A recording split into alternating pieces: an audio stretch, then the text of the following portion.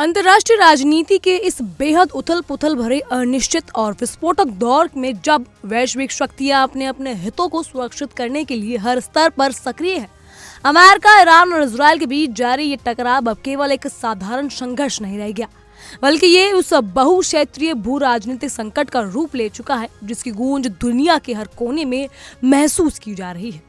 ये वो समय है जब युद्ध की परिभाषा बदल रही है, जहां गोलियों और मिसाइलों की आवाज भले ही कुछ समय के लिए थम गई हो, लेकिन रणनीतिक टकराव, आर्थिक दबाव और कूटनीतिक चालें, शक्ति संतुलन की जंग लगातार जारी है।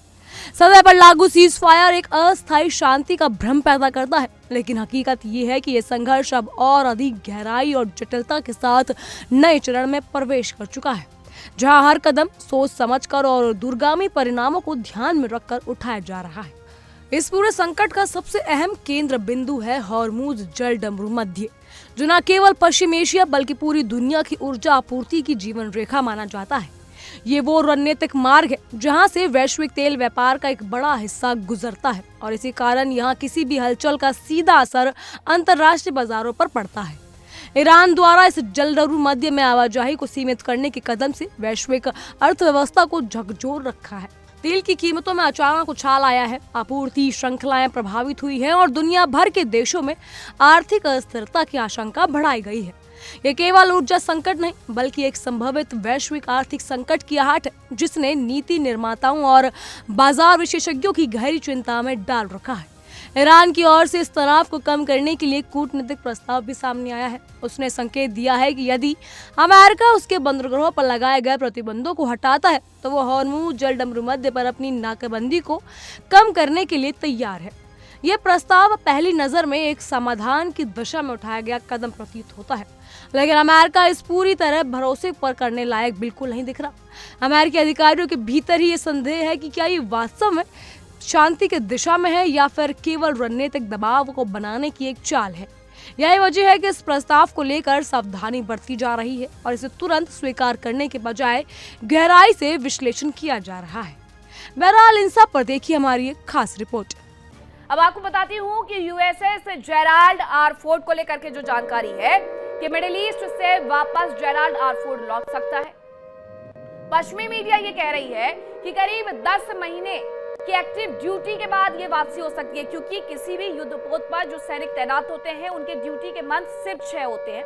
बावजूद इसके इसे और ज्यादा बढ़ाया गया और 10 महीने तक उन सैनिकों को उस युद्ध पोत पर रखा गया और साथ साथ मरम्मत की जब आवश्यकता थी तो उसकी मरम्मत नहीं करने दी गई। जेराल्ड आर फोर्ड को अब रिपेयरिंग के लिए इसीलिए वापस बुलाया जा रहा है क्योंकि उसमें बहुत सारी खामियां थी जो शुरुआती तौर में ही निकल करके सामने आने लगी थी कि एक बड़ा सैनिकों का बेड़ा वहां पर मौजूद है, लेकिन जो प्राथमिक चीजें होती है वो तक जेराल्ड आर फोर्ड पर उपलब्ध नहीं है। वॉशरूम जैसी आवश्यक सुविधाएं तब वहां पर उपलब्ध नहीं थी, इसीलिए उसे क्रोएशिया भेजा गया था, लेकिन वापस से लाल सागर में तैनात किया गया। अब जब मुश्किलें लगातार बढ़ते जा रही हैं तो यूएसएस जेराल्ड आर फोर्ड को फिर से वापस बुलाया जा रहा है ताकि उसकी मरम्मत की जा सके। हॉर्मुज में नाकेबंदी की वजह से प्रभावित तो बहुत कुछ हो रहा है। ईरान इस बात को मानता भी है, जानता भी है, इसीलिए बार बार वो ये कह रहा है कि पहले हॉर्मुज से नाकेबंदी अमेरिका हटा ले, उसके बाद हम बातचीत करेंगे। अब अमेरिका के लिए ईरान से युद्ध न केवल अपमानकारी बल्कि बेहद महंगा साबित हो रहा है। ईरान की रणनीति अमेरिका पर भारी पड़ रही है। अमेरिका ने जंग में अपनी महंगी मिसाइल और उपकरण गंवाए। अमेरिका की साख भी इसकी वजह से कमजोर हुई है और अब राष्ट्रपति ट्रंप इस समस्या से निपटने के लिए बड़ा कदम उठाने जा रहे हैं।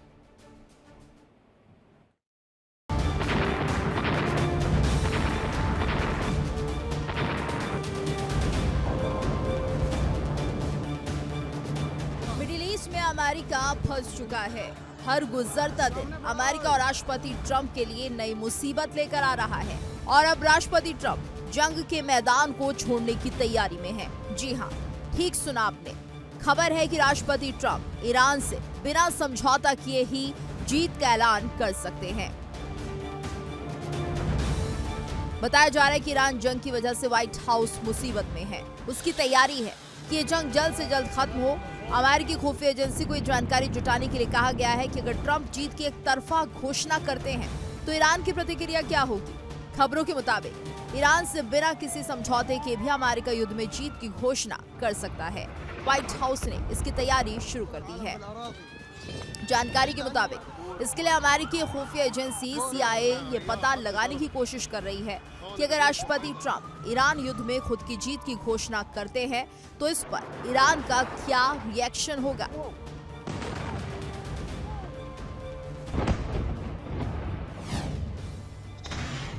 पश्चिमी मीडिया के मुताबिक व्हाइट हाउस जंग से निकलने की कोशिश में है।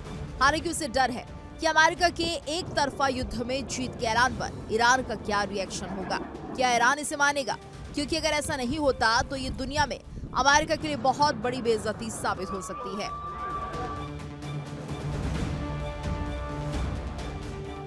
पश्चिमी मीडिया के मुताबिक अमेरिका ने होर्मुज में नाकेबंदी को बढ़ाने का फैसला किया है।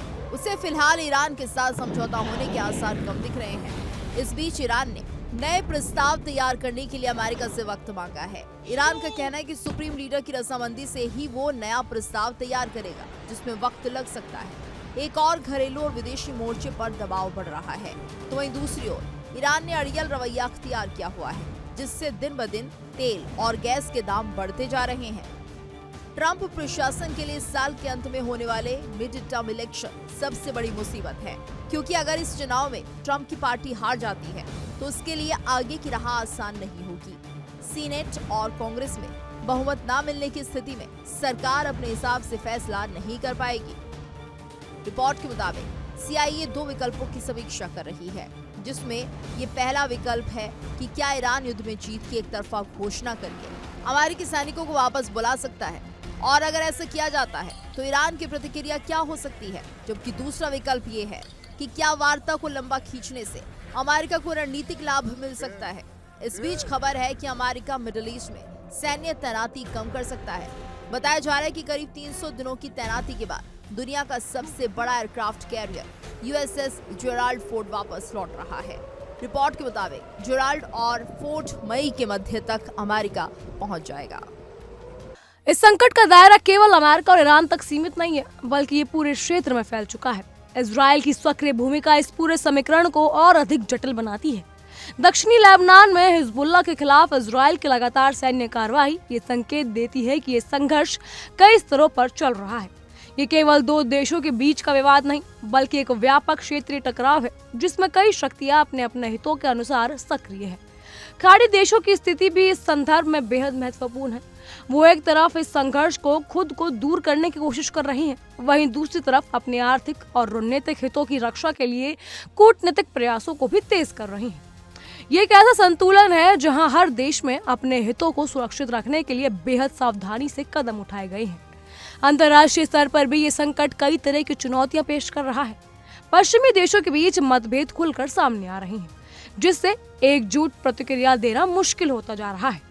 कतर जैसे मध्यस्थ देशों के बीच ये चेतावनी दी गई है कि ये टकराव लंबे समय तक जारी रह सकता है और समय समय पर इसमें उबाल आता रहेगा।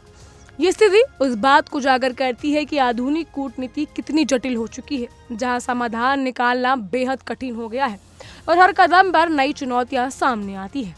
ईरान की ओर से आधिकारिक बयान सामने आए हैं, वो इस पूरे घटनाक्रम की गंभीरता को और अधिक स्पष्ट करते हैं। देश के मुख्याधीश ने स्पष्ट कर दिया है कि तेहरान ने अमेरिका के साथ बातचीत कभी बंद ही नहीं की। उन्हें ये भी कहा कि ईरान युद्ध नहीं चाहता, लेकिन वो उससे डरता भी नहीं। उनका ये बयान संतुलित लेकिन दृढ़ रुख को दर्शाता है। जहां एक और कूटनीति के दरवाजे खुले रखे गए हैं, वहीं दूसरी ओर राष्ट्रीय सम्मान और संप्रभुता से कोई समझौता न करने का संदेश भी दिया गया है। उन्होंने ये भी जोर देकर कहा कि बातचीत केवल तर्क और समझदारी के आधार पर हो सकती है और किसी भी प्रकार का दबाव या थोपेगढ़ निर्णय स्वीकार नहीं किए जाएंगे। इसके बाद ही उन्होंने ये भी संकेत दिया कि ईरान अमेरिका के खिलाफ कानूनी कार्रवाई कर सकता है और युद्ध अपराधों के लिए जवाबदेही तय करने की दिशा में आगे बढ़ सकता है। इसी कड़ी में ईरान के विदेश मंत्रालय के प्रवक्ता इस्माइल बगाई ने अमेरिका के उस दावों को सिरे से खारिज कर दिया जिसमें उसकी सैन्य कार्रवाई को आत्मरक्षा बताया गया था। उन्होंने तीखे शब्दों में सवाल उठाकर कहा कि आखिर किस हमले के खिलाफ ये आत्मरक्षा थी। उनके अनुसार ईरान की ओर से ऐसा कोई हमला किया ही नहीं गया जो इस तरह की कार्रवाई को उचित ठहरा सके। उन्होंने इस पूरी कार्रवाई को सीधे तौर पर आक्रामक करार दिया और कहा कि इसे किसी भी तरह से आत्मरक्षा नहीं की जा सकता। यह बयान दोनों देशों के बीच बढ़ते अविश्वास और टकराव को और अधिक स्पष्ट करता है। वहीं संयुक्त अरब अमीरात की ओर से ईरान के प्रति अविश्वास खुलकर सामने आया। यूएई के राष्ट्रपति सलाहकार ने कहा कि हॉर्मुज जलडमरू मध्य को लेकर ईरान किसी भी एक तरफा व्यवस्था पर भरोसा नहीं कर सकता। उन्होंने इसे विश्वासघात की आक्रामकता बताते हुए कहा कि इस तरह के आश्वासन क्षेत्र में स्थिरता की गारंटी नहीं दी जा सकती।